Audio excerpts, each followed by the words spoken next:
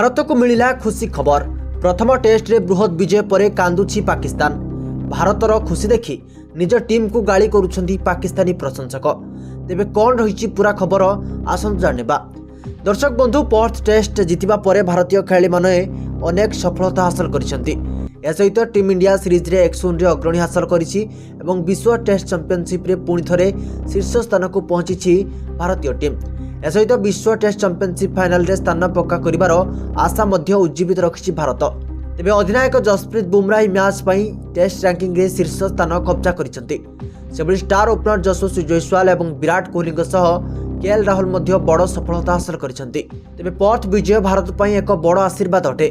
बुमराह को खतरनाक बोलिंग भारत को विशाल विजय भेटी देइछि। केएल राहुल एवं नीतीश रेड्डी मध्य दमदार प्रदर्शन देई मैच जिताइछंती। सबुठार बड़ कथा हेउछि टेस्ट रैंकिंग रे बहुत बड़ रेकर्ड करिसंती भारतर खेलाड़ी माने। प्रथम हेउछि जसप्रीत बुमराह अधिनायक भाव में शीर्ष स्थान रे रहिसंती।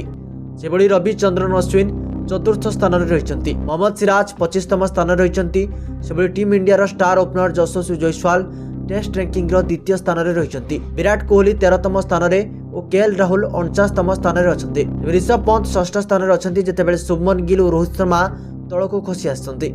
तेबे रैंकिंग आसिबा परे पाकिस्तान रो प्रशंसक माने निज टीम को गाली करुछंती एवं किछि पाकिस्तानी प्रशंसक कहिसंती जे भारत भली पाकिस्तान टीम केबे भी होई परिबो नाही। भारत सबुबेले नंबर 1 थिला एवं रहिबो मध्य।